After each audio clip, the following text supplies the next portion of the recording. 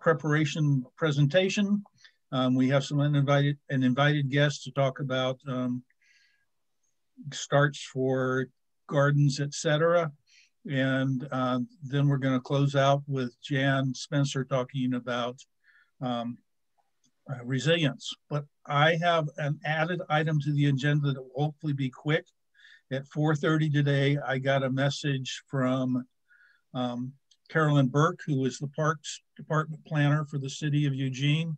They intend to ask the federal government as part of the COVID-2 bill to add $1 million to the funding for the Santa Clara Community Park that's in progress. And if they got that money, they could double their walking trails, add a children's spray play element, a large picnic shelter, and a little more parking. So they've asked us to write a letter of support, and I'm going to move so we can say that the membership voted, should we do so, to support that proposal. So it's in the Santa Clara neighborhood, our neighbors, but I think we would take advantage of it as well. So I'm going to move to write a letter of support for that request to the federal government for $1 million to build that project. Is there a second? Brenda, well, Brenda, do you live in the neighborhood now? Sorry, you outed yourself. Is anybody else willing to second? Jan is willing to second. Okay. I'll open it up for discussion, but I prefer we just vote one way or the other, if that's okay with everybody. All those who were neighbors who have attended a meeting within the past year, I apologize for that. If you're in favor of this letter, please raise your hand. And I will count the votes. 1, 2, 3, 4, 5, 6, 7, 8, 9, 10, 11, 12, 13, 14, 15, 16, 17, 18. Anyone opposed? Anyone abstaining? Because I'm still be a member. Okay, 18-0-0, Dwight. Thank you. So now I will turn it over to Jackie for her presentation. Awesome, thank you, John. I'm going to share my screen here.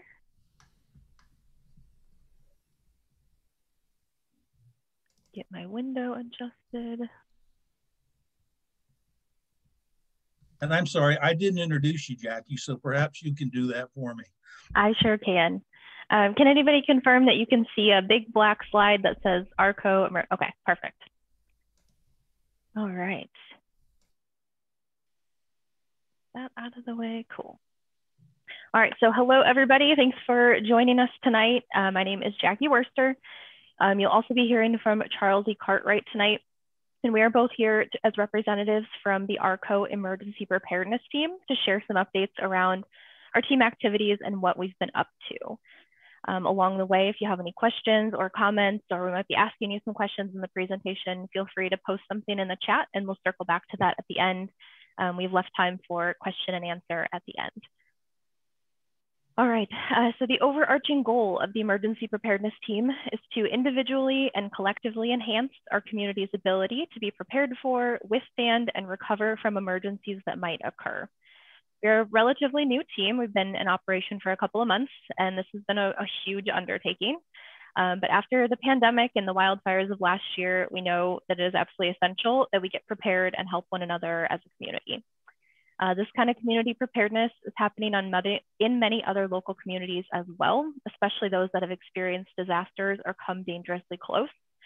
And our hope with this presentation tonight is to share the information that our team has collected recently and to ask for your participation with this worthwhile effort to whatever degree you can provide. And we'll go over some examples of how you can get involved.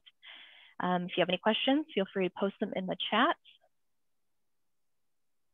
So let's start out by defining an emergency.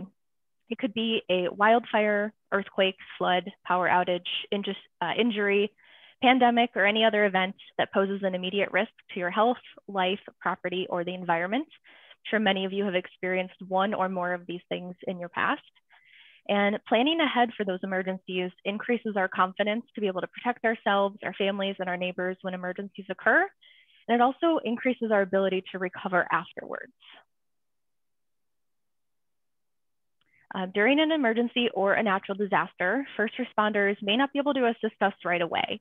You and your neighbors may end up providing food, water, shelter, or medical care to each other before outside help arrives. The graphic that I have on this slide here shows a broken bridge. As we all know, we have bridges that surround our neighborhood pretty much on all sides. So that is a very likely possibility that first responders could not get to us. So we might be helping each other until they can. So who are we? We are neighbors of all skill levels who are interested in preparing ourselves, our families, our homes, and our neighborhood for unexpected events. We gather via Zoom once a month to share information, organize resources, and really importantly, plan events for our neighbors. The goal here is to create experiential events for our neighbors where we can get hands-on experience with the specific skills that we're talking about. We can send out 100 emails with different links to resources, but it's really the live action events that are going to make that information stick for everybody. So we want to be able to hold more of those to share that information. And on the right side of the slide is a screenshot from a recent meeting where Tom Peck shared some important information about how wildfires can impact our homes, even here in the Valley. Some of the neighbors have a lot of energy to give in growing this effort, and others participate to the degree that they can by connecting with their family or their neighbors. All of it helps. So this slide here, this chart may look overwhelming, but we have created it to illustrate that we are not alone in this effort. We have partners who can and will help if we get organized, reach out and collaborate with them. And we will also send out this slide deck to the group as well so that everybody has a copy. So what we're looking at here is a visual representation of the major community partners that we've identified so far, both actual and potential. So there's a little green star here. You can think of that as a "you are here" on the map. This is our River Road Community Organization, and we are the emergency preparedness team under that umbrella. The partners on this entire chart, they're not seamlessly related and they don't indicate direct hierarchies, but they do represent the resources that are available and emerging in Eugene. A few of us attend multiple different meetings every month and webinars and with these different various organizations. And then we collaborate together to debrief on all of the happenings from the larger preparedness universe. And these efforts, again, can be really time consuming, but they're very important for understanding the available resources and bringing that information back to our neighbors. So with that, I will pass it to Charles-C. to share a bit more about this. Thank you, Jackie. My name is Charles-C. Cartwright. I wanted to add a few comments to what Jackie has said, and in particular, draw your attention to the blue area on the screen, yes, that Jackie's pointing out. There is a group mentioned in there called the Eugene Wildfire Preparedness Coalition. I wanted to point this out because this is an example of a really excellent partnership we've developed recently. I was asked to start attending weekly steering committee meetings of this coalition because of my experience in the Paradise Fire in 2018. And I was very excited to join, and I have found this group of people really to be excellent. I'm learning a great deal about what is going on in Eugene to prepare us better for wildfire emergencies. And pardon me, I wanted to just call your attention because the mission of this coalition is to inform and organize the neighborhoods around preparing for future wildfires and how to safely evacuate. Two things that I'm particularly concerned about. One of the issues that they're working on, or one of the efforts that they're undertaking, is a pilot project in the Southeast Hills neighborhoods where they're working with the Department of Forestry and offering, well, they want to identify 100 properties in the Southeast Hills where property owners would be willing to go through a free fire risk assessment, and then eventually the removal of fire fuel from their properties. The thought is that we know that the Southeast Hills neighborhood is very vulnerable in wildfires, and by reducing fire fuel, it's going to not only make them safer, but it's going to make the whole of Eugene a lot safer. They've been having an overwhelmingly positive response from the residents. It seems like people really have woken up to the fact that this is going to be an ongoing threat for quite some time, maybe forever in our lifetimes.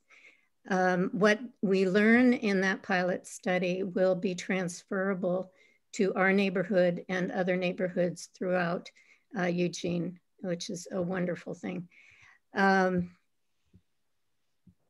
Over time, and I'm drawing your attention now to the boxes at the bottom of the chart, over time as we build as a team, we want to do more outreach to River Road schools, faith-based organizations, businesses, and other partners in our own neighborhood and engage them in our preparedness efforts. We would hope to coordinate this outreach with the Social Justice Committee and other committees of ARCO. Some of the organizations that we pay close attention to aren't even on this chart. And those are organizations like FEMA, the Red Cross, eWeb, and Oregon State University Extension.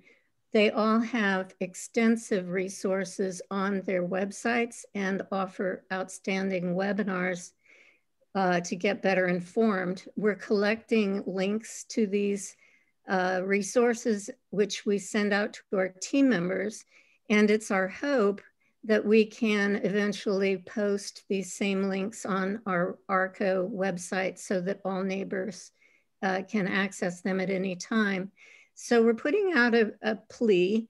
If there's anybody on this at this meeting that has a content creating capabilities or web designers, we would love to talk with you. So please put that in the chat or contact Jackie or I at a later time.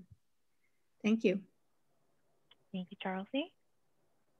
All right, so the slide here is representing late in 2020, we surveyed a sampling of neighbors to find out their areas of interest around emergency preparedness.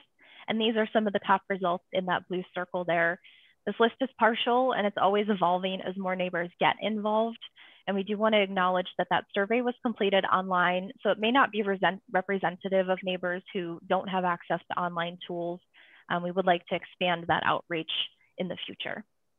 If any of these topics are things that you want to learn more about or have knowledge of, we really invite you to join us and share your ideas with the neighbors. Tonight, our presentation is going to focus on just a few of these topics: Map Your Neighborhood, CERT, and emergency communications. And up next, we're going to send it back to Charlie to talk about Map Your Neighborhood. Thank you again. Let's see, I wanted to, let's talk about the premise of Map Your Neighborhood.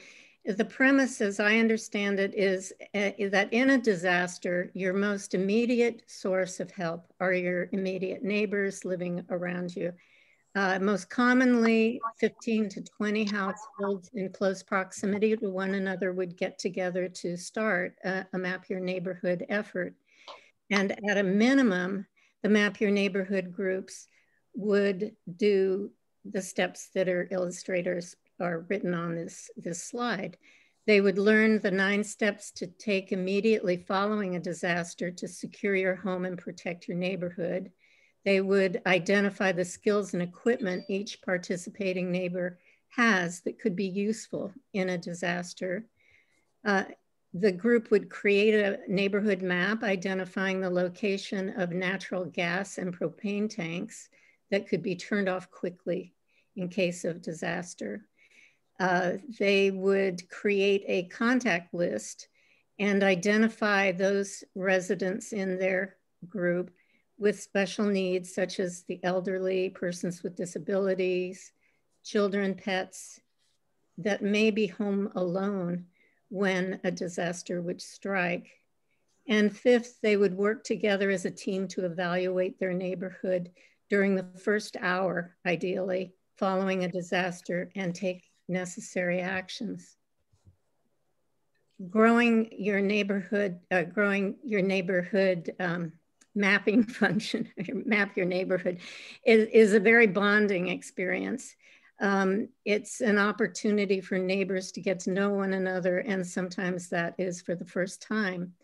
I wanted to mention a concern that's been raised by some, that maybe we shouldn't be doing Map Your Neighborhood during a pandemic, and it makes sense that that question would be raised.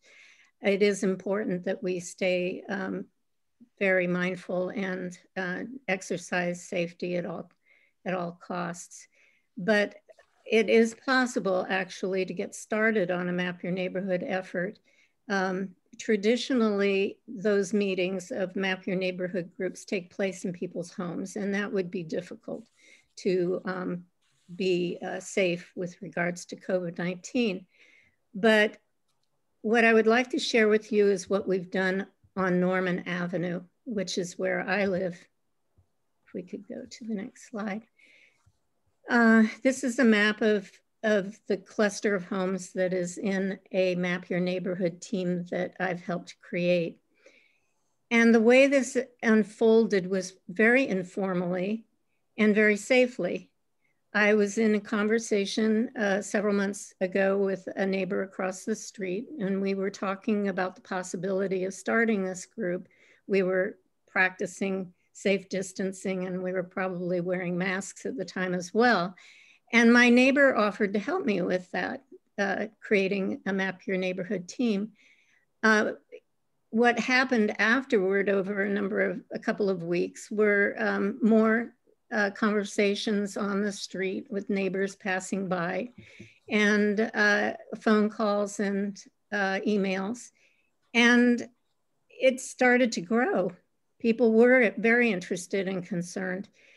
I used Google Maps and developed this map here, and numbered the houses in a way that's recommended by the Map Your Neighborhood program.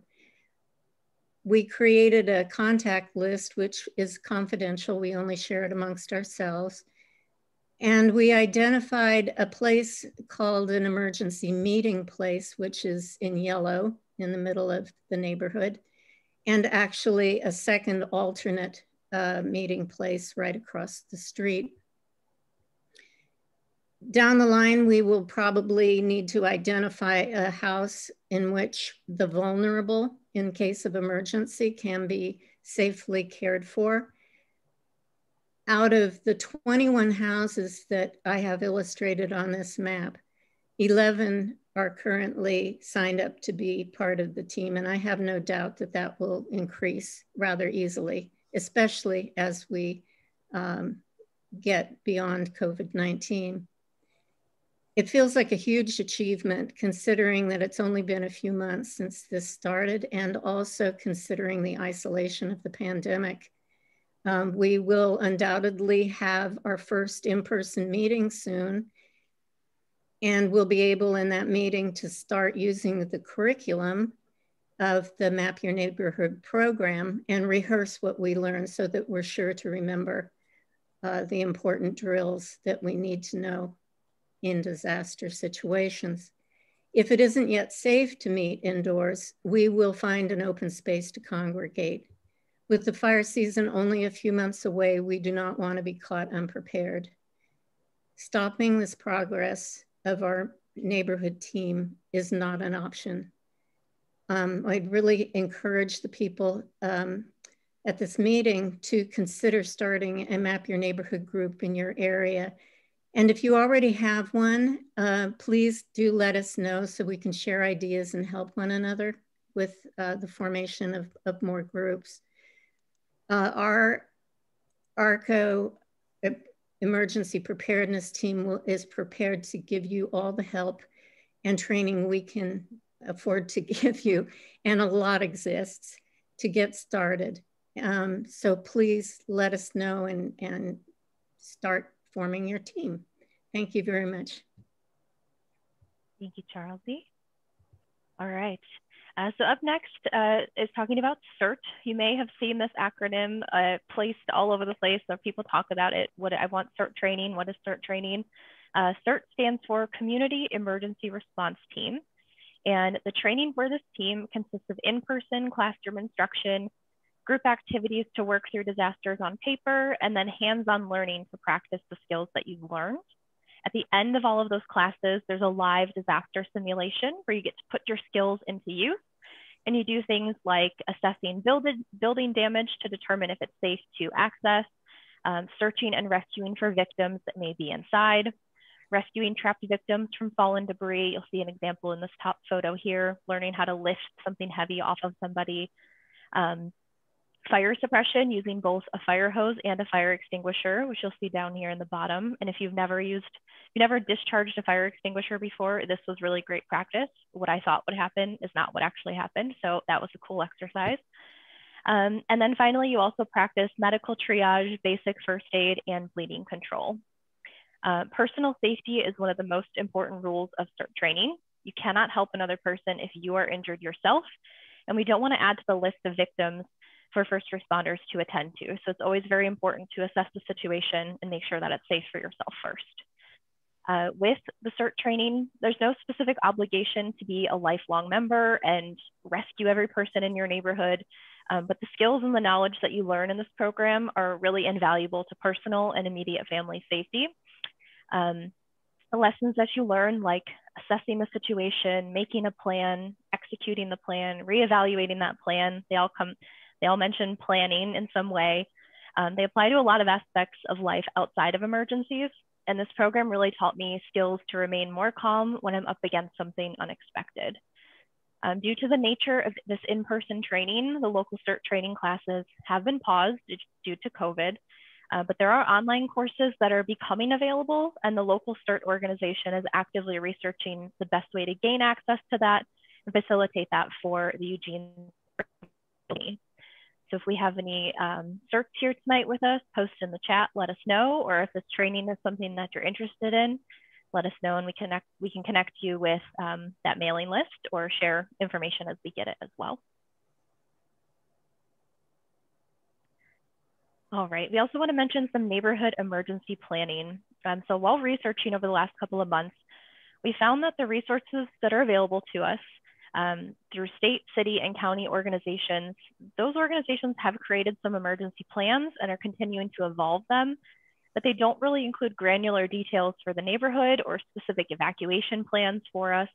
So it's our responsibility to be prepared and make a plan for ourselves in the event of an emergency or evacuation. It's becoming clear that we are the foundation to this effort. So you'll see individual preparedness down here at the bottom. That is the foundation of all of this. And then working together with our immediate neighbors, like the Map Your Neighborhood program, that would be neighborhood preparedness.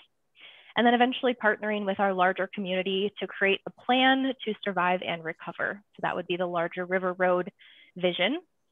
The Southeast Neighbors organization have actually already written an emergency plan for their neighborhood. And it's a few years old and it's undergoing some renovations, I think, right now. But they've really graciously offered their templates to us as a starting point.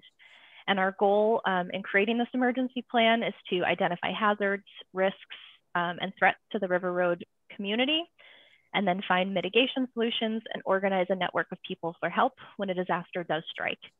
So that effort is really just getting started, and we would love some help on that if that interests anybody in joining that effort.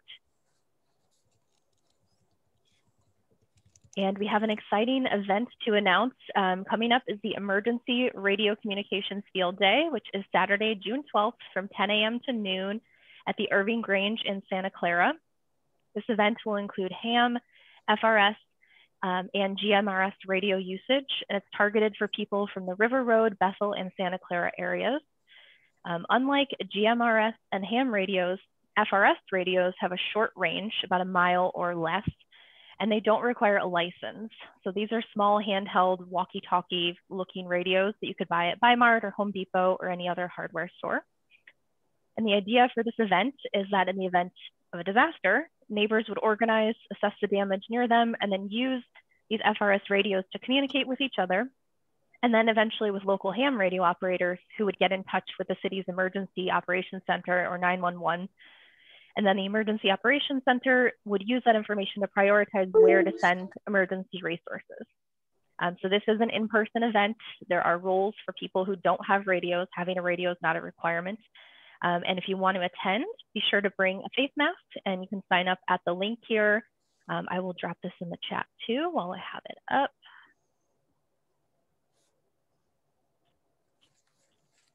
The registration is required for that event, so we can make sure we have enough resources for everybody.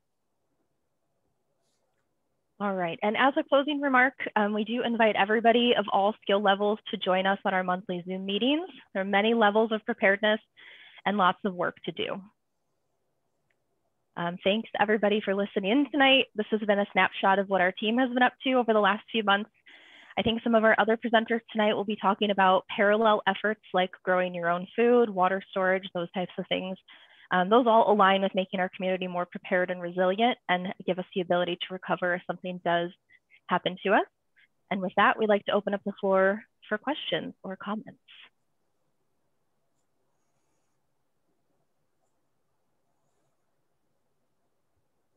All right, Jackie, would you like to be the keeper of the queue now? Let's see, I lost my chat after I posted. Let me figure out how to get that back. Unless anybody can see something, feel free to. Yeah, either raise your hand, put your name in the chat. Jackie, can you quit share screen so we can see each other? There you go. Thanks. So, questions for Jackie. First of all, excellent presentation, Jackie. We've been hoping for years to get started, and you guys are far along from getting started. So you're amazing. Thank you. It has definitely been a group effort, and we need more people to join the group for sure. All right, do we have another question on here? I have a comment from the communications team. We're starting to talk about revitalizing the website so it's more functional for these different activities. So we need to coordinate that with you. Yeah, that would be great. Yeah, we would like to get our resources out there and have meeting invites out there for people to be able to access that. Yeah, and I think we need to use Facebook more on that too. Yep, agreed. Jan. Thanks again. Thanks very much for the presentation. Charlie, it seems like you have come the closest to actually manifesting, you know, what maybe map your neighborhood. I think there may have been efforts to do that in River Road before. I'm not sure, but it's an essential. I'm just curious as to what were some of the responses to your neighbors who you didn't know before, but somehow what were the occasions that allowed you to approach them with the idea of mapping your neighborhood? And was it you who initiated that, or you're just walking out in the street, or how did you make those connections? And when they maybe for the first time heard about mapping your neighborhood, they might have said, I never heard of such a thing, but what were the responses? Oh, I think that's such a good question. It's been different and it's been such a gratifying experience. One person came by to help me with some wiring of my television, and it turns out he lives a couple of doors down. He's been an EMT.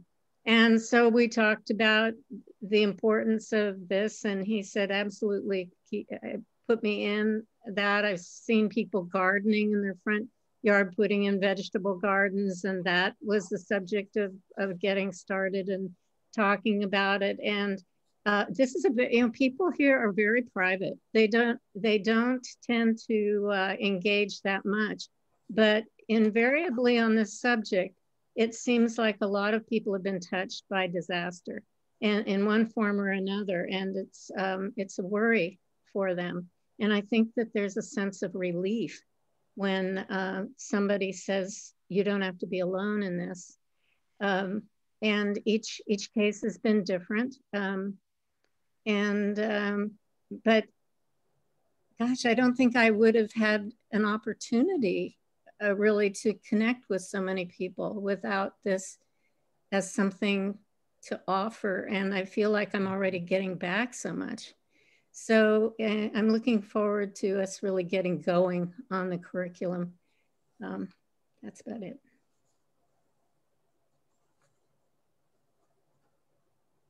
Oh, another footnote is I've been very surprised by the expertise and knowledge of my neighbors on a whole variety of points, and they do have incredible skills to bring to the table on this. Thank you. In the chat, Harry has asked Mike if there's a link for more information with the Mesh Network Initiative. So you might answer that one either online or in the chat, Mike. Yeah, I just posted a link. Can you hear me, by the way? Yes. Oh, there it is. Thank goodness. Yeah, thanks for sharing that, Mike. Awesome. All right. Well, I just wanted to speak to, like, we did try to start a Map Your Neighborhood initiative previously, maybe about 3 or 4 years ago. And people were excited initially, but what we really need is leadership, and coordinators to follow up with the people who are interested. So I want to give a shout out to Jackie and Charlesie to be, the cheerleaders for this, and suggest that that's a role that a volunteer can take up, is to help facilitate coordination of Map Your Neighborhood areas. One of the things that's been very heartening, when Jackie and I made that chart of the partners in the community, we did that with tremendous amount of feedback, positive feedback from other neighborhood association representatives, and then this steering committee I was mentioning, Tom Peck. And because we could not get a handle on it, who's responsible for what? I mean, it felt like things were just very confusing and overwhelming to us. So we were nailing it down. And I have heard from a number of other neighborhoods who are farther along on the Map Your Neighborhood than we are, that they are happy to help us with that. So I think it's going to be, certainly Jackie and I can't do it alone. And so we do need more people to get involved. And I think we're going to have a lot of fun actually getting representatives from other neighborhood associations to participate and teach us and share ideas. So.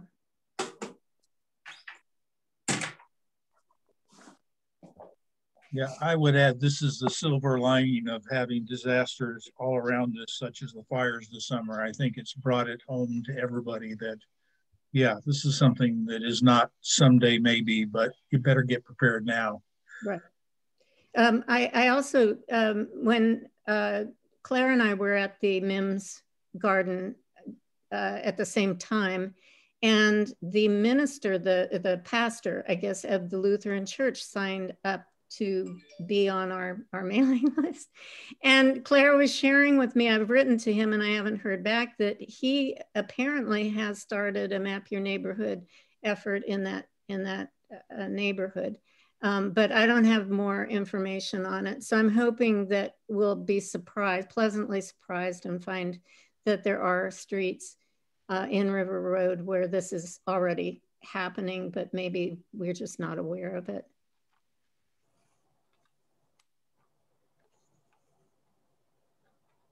Great point. Just looking through the videos. If anybody else has a question, feel free to raise your hand. Yeah. I will add another plug too. We've been very partnering with the Bethel community. Ed Farron is here tonight, who's been a big role in that. And anybody in the Bethel community or Santa Clara community that you might know who wants to be involved in us as well. We all live very close to one another, and our emergency plans are going to be very similar, even though we're in different neighborhoods from another. So we definitely want to collaborate with our closest neighbors here on anything that we can, whether it be events or emergency planning. Yes, Ed is the, district coordinator, I guess, for the CERT program that includes the River Road neighborhood. I've been attending, I've only attended one of the meetings, but my intention is to go regularly to those meetings. I would just encourage people to use the resources that we have, especially once they're up on the website, and just the webinars and the meetings that take place in this community are worthwhile.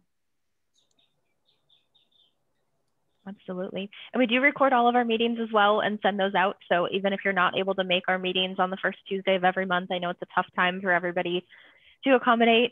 We do record those so that anybody can listen in. Or if you have a topic or an agenda item that you want to see, but you can't make it, feel free to reach out to us and we can try to incorporate that in some way. Great. Thank you, you guys. We will continue to improve our ability to get information and get out and get information in because this is really valuable work. I'm gonna segue now. I invited a number of our neighbors who are doing work that benefits the community at large around our sustainable food and community building efforts. And so I've asked each of them to give us a few minutes of what is the vision of their project and how people can hook up to it. And those people, I will name you in order, starting with Mike, because he's got seeds, and then moving to Michael, because he's got sprouts, starts, and then moving to the Mims Garden, because they've got veggies, and then moving to Becky. Riley is zoomed in, I see, so Becky can tell us about the Razor Garden project. And the reason why I was interested in inviting these folks is because they're doing projects that involve not only planting stuff, but community working together to contribute to the greater good. So why don't you go ahead, Mike? Well, hopefully you can hear me. Yes. All right. So sorry about the technical foibles, and thank you, Jackie, for helping me with that, by the way. Yeah, so I have a curious point of view in some ways, but maybe it isn't so curious, that when I see food, I see seeds. You know, and that I think is a really key. It's nothing new. I mean, I'm not claiming to be anything new, but you know, I don't typically eat anything without trying to save the seeds wherever it came from. I'll give you a classic example of that. A lady who was a good part of our community, who recently left us, sadly, Christina, who was at Vistara, gave me a 32, about a half full 32-ounce jar of fava beans. So I took the you know, that I counted them, and it turned out there was about 751. So then I applied to that what I've seen over the years many times. How many are likely to survive? How many are likely to grow? Fava beans are particularly prolific. So I assume that 50% of those beans that are planted would germinate and produce a plant. Another incredible thing about fava beans is they're a self-supporting pole bean. You don't need to put them on anything, they support themselves. So I assumed that 50% would succeed, and of those 50% of the plants that succeeded, we get 25 beans from a single plant. Both of those estimates are ludicrously low. Typically, fava beans are very prolific. Like I said, you'll get 90% success rate, and you'll get a lot more than 25 beans per plant. But just going back to that simple calculation, 50% succeed, and we get 25 beans per plant. Those 750 beans turn into 10,000 in 1 year. And that's just one example. Another classic example is squash. You know, I've had squash plants that have yielded over 300 seeds from a single squash. That varies. That's probably a high number, but it's not unusual. So the point of what I've been trying to do since I was, granted the wonderful.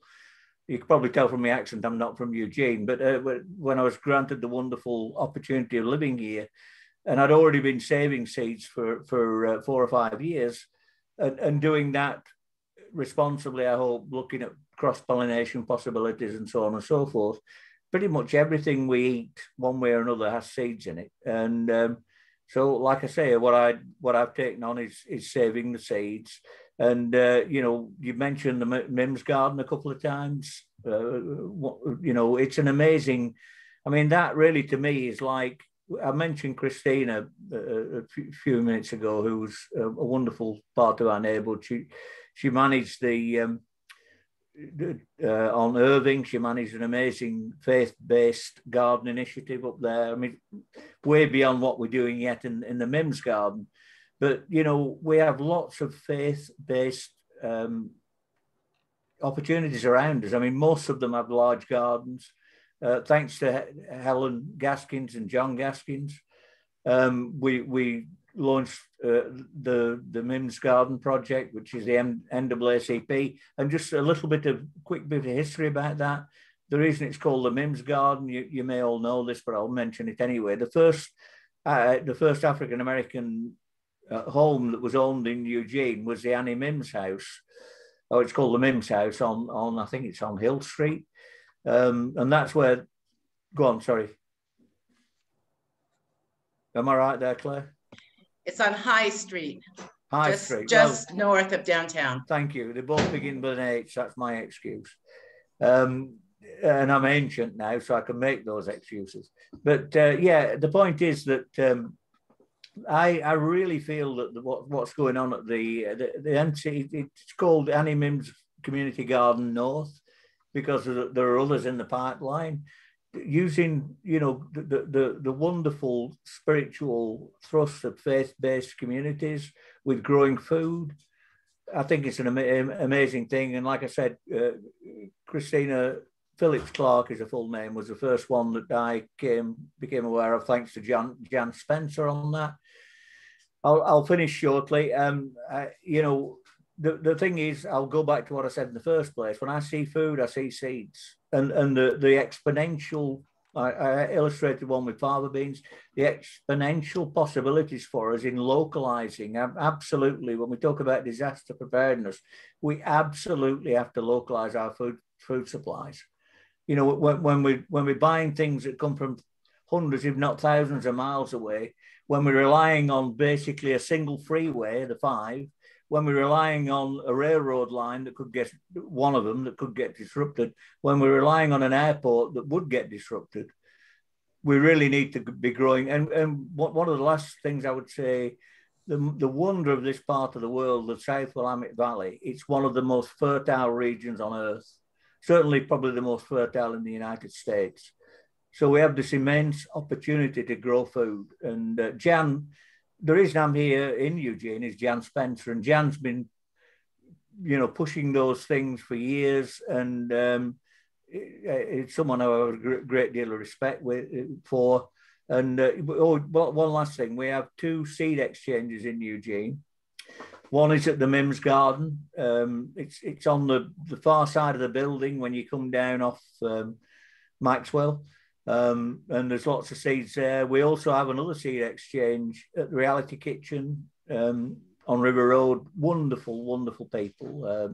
Jim Evangelista and Catherine there. I mean, they're just amazing. And yeah, I mean, that's it. I'm going to share a link in a minute in the chat to the little video I made of the gardens. Mike, could you explain how the seed exchange works? Yeah, it's really completely open-ended. People can take seeds. That's the main thing. They don't need to do anything. They don't need to leave anything. They don't need to, you know, they're not obliged to leave anything. But I mean, we've had some absolutely amazing seeds back from people leaving seeds. We got this corn, which is sacred Hopi and Navajo corn that was left there to us, and we've distributed around. And I did want to mention one other thing, which is really important in all of this. How this all started is because Nick Routledge had with Reality Kitchen, had an elders luncheon that went on every Wednesday, and Nick was providing a lot of the food there. Then Nick moved out to the San Juan Islands, and it looked like it might not go forward. But I've got to mention someone else on this tonight, Michael Vasquez, who stepped up and you know, two of my friends with an amazing place on Golden Avenue. That's great, Mike. Let's segue to Michael now. Yeah, yeah. Up. Thank you so much. Good point to do it. Yeah, thank you. So Michael, you're up. You're on mute.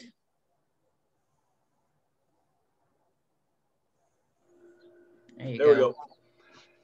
In collaboration with some of the community members, John Zielinski, new member Bernard Hilldale, a couple other folks, we've been working on urban homesteading, practical aspects of that, and looking at what there is for any individual to learn or have to work with, all the way from working from the very seed to the garden, to the kitchen, and preservation that has to go with that, understanding the fermentations, and also the organic insecticides, and ways to work with the problematic things that are happening in nature right now with viruses and things like that that are already affecting the soil. So there's a lot going on at any given time, and being able to recognize any of that, having a familiarity with the different kinds of vegetables that you might look at as far as staple foods that might grow in an urban setting, looking at quantities of how much you might need to grow yourself in order to have something sustainable, looking at not only spring, summer gardening, but following that up with fall, winter understanding, so that you are able to go into that with more growth in probably the longest and best part of the gardening season here in the Pacific Northwest. So there's a lot of considerations. Certainly a greenhouse is very important to being here and being able to have a lot of the kinds of foods that you would want. And to that, John Zielinski has been working on rocket stoves and how to heat water, how to heat greenhouses, water tanks, how to use it efficiently for heating a home. There's all kinds of experiments that are really kind of critical if you were to run out of the things that you're so used to having all the time.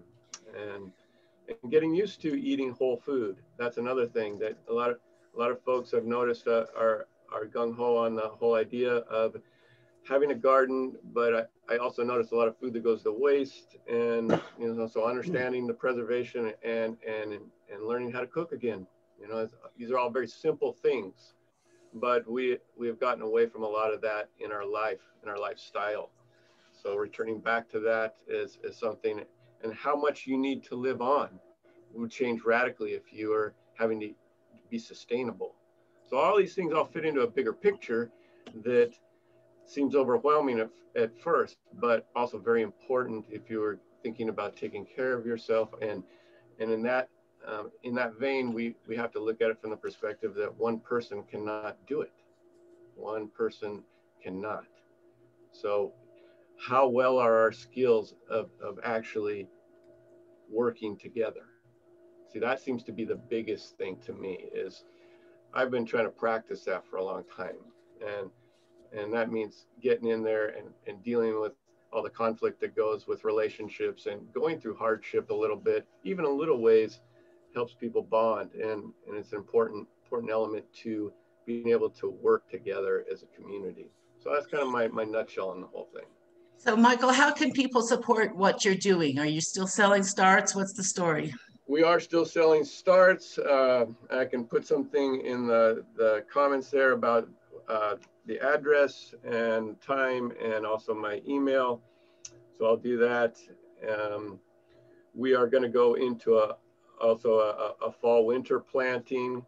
So that's going to contain a lot of the Brassica family, where we're just punching ahead and looking at also the roots. If we're looking at what we can put away, and then beginning to understand how to work with that in the clearest way so that food can last. And that's actually a huge skill. If you don't have a root cellar and you don't know how to do all that stuff, there's a lot to it. Like, for example, Daphne Singing Tree posted this thing on Facebook the other day about how to keep eggs for more than 2 years without having them be cold. You could actually use a little bit of lime and water in a jar and cap them off. You don't have to seal them. They'll sit for 2 years. Information like that is almost lost completely. And there's a lot of it. There used to be quite an extreme amount of this that we all need to kind of recover, because it's important to the whole circle of understanding. Thank you so much, you guys. Let's move on to Helen. We got a little bit of background on the Mims Garden. Can you want to bring us up to date about how people can be involved in their neighborhood? Well, the Mims Garden, we actually started it on August 4th of this year with a winter garden. When my husband and I moved here 4 years ago, we had the pleasure of meeting Jan Spencer almost like immediately. And he really kind of helped us with permaculturing our grass property here that we bought when we moved here. And so when I was at the Mims house to get my granddaughter some books downtown, they had a dilapidated garden, and I said, you know, we can redo this. And then we started having conversations and decided that the community, the BIPOC community, could use another garden and a different garden model than what's currently out there. So our Redeemer Lutheran Church offered their location, and we've got 15,000 square foot campus to permaculture. So we put in just a small market garden to start. So we're working with about 5,000 square feet at this moment. So we started off with a winter garden because you can grow food year round. And a lot of people don't understand that you can. So we showed them. And we have like 30 families that eat out of that garden on a regular basis. So they ate through the garden all winter, which is really exciting. And then now we've moved on to the next phase, which was putting in our berry bushes in our hugelkulturs.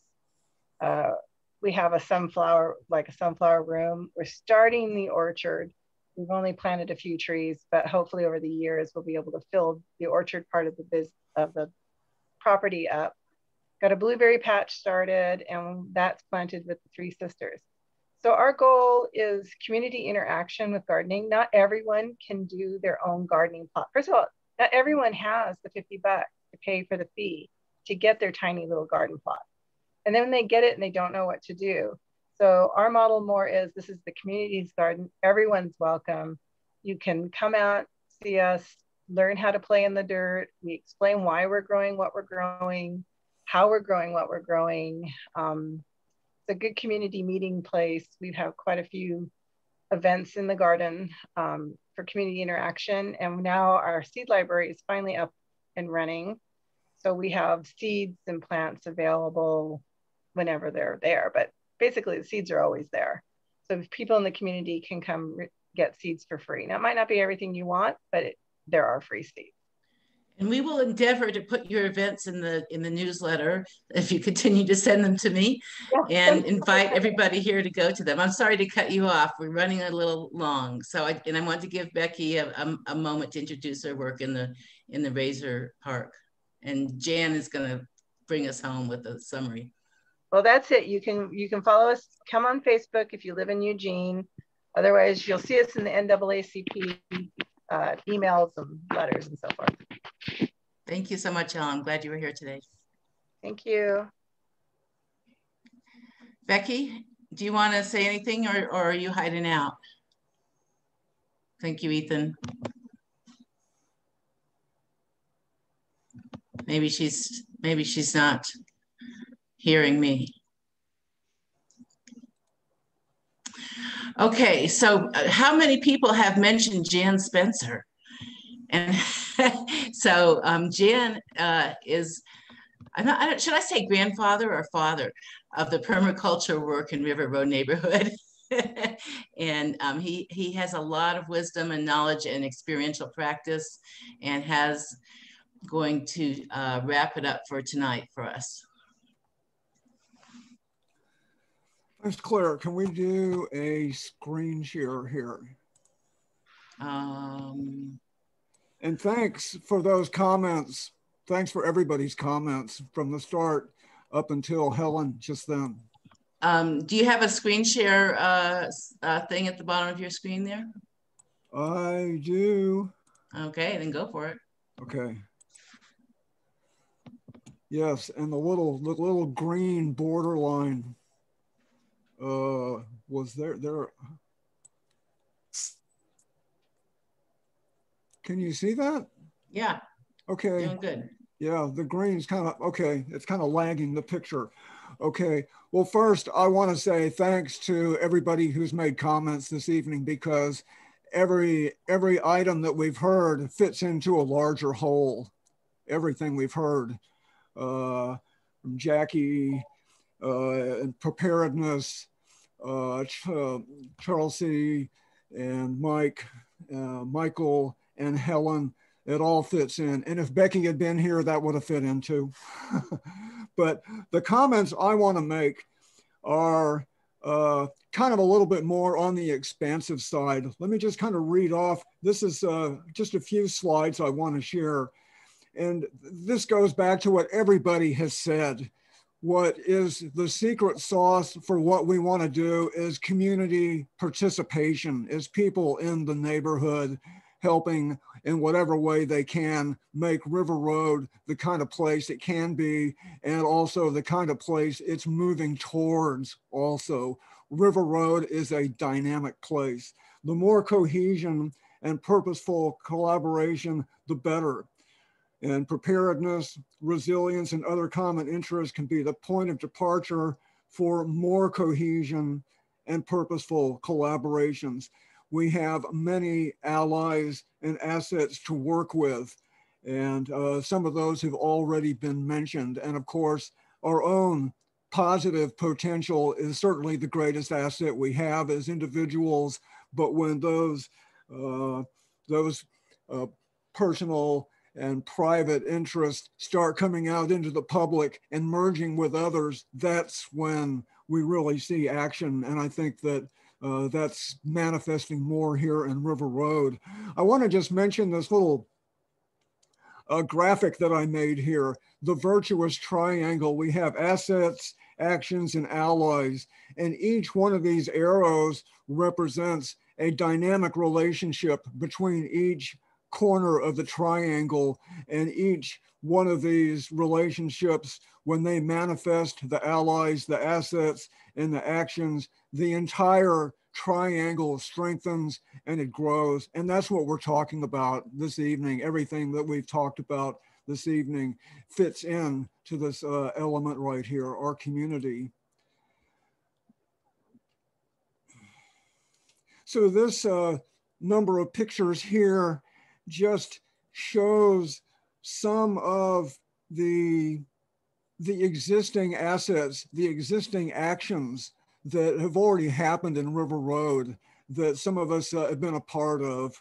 And they make use of assets and allies coming together. I would, Chelsea mentioned she met one of her neighbors at a front yard garden. We all should be encouraging people to have gardens in their front yard, because that's an awesome way to meet your neighbors and to get exercise. It's eyes on the street. Neighborhood Watch should be promoting front yard gardens, and so should Map Your Neighborhood, and all of us too, as much so as we can. We've mentioned permaculture. That's a very powerful organizational tool, permaculture. And of course here in a more resilient neighborhood, we would have small businesses like Michael is talking about, of the seeds, and other types of small businesses too that can serve our neighborhood. Of course, the River Road Rec Center is an awesome resource as well for having public events. And I just have to do a shout out to our very own River Road community organization. It is just, I've been on the board on and off for 20 years, and it's always been good. There's always been wonderful things going on, but there's more now than I've ever seen in the neighborhood.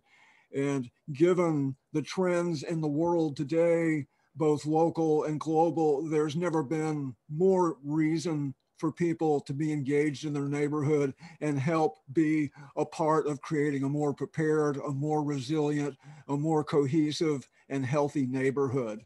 but these are just all different images that some of you might recognize that ARCO has had an important part of, or even a dominating part of, but some other issues, other events that the permaculture convergence.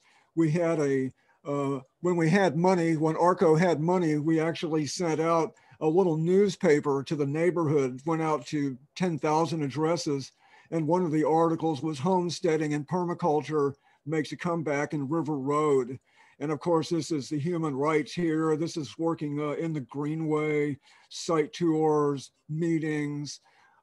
ARCO has a lot that it's accomplished, and I think its best days are ahead of us too. And just a quick look, these are all the different committees right now that ARCO has going on. And as Chelsea and Jackie invited people to be involved with preparedness, all these are great committees. Take your pick, become involved with several of them. But we shouldn't stop there. I just brainstormed for a short time of different types of actions that we could do in River Road with enough people being involved. It could be anything from elder cooperatives to encourage small business, green economic development, environmental restoration. It's just the matter is who's going to step up and take some leadership on these different projects. I just want to take a quick look at my house. This is an example of what an asset. I had a 1/4 acre suburban property and kind of a mid-50s house. And this is an enormous asset, and probably a good number of the people here this evening have something that's just as good, maybe even better. But all these different changes I've made to my property over the 20 years that I've lived here to increase my own resilience, my own preparedness. Can you imagine the work parties and what people could learn and the cohesion that we could build if people came together and we helped each other make some of these kinds of changes to the different properties around River Road, rainwater catchment, of course, which adds enormously to cohesion, edible landscaping, turning a garage into a living space. This project here was a laurel hedge my neighbor and I took out together. We could not have done that on our own because the hedge was right on the property line. So we took that out and we have edible landscaping there now. Turning a patio, a south side patio into a sunroom to help heat the house. These are awesome topics, awesome actions, and you know, they would create a lot of jobs. Transforming suburbia would create a lot of jobs in a new economy that's more focused on restoration of what's already here.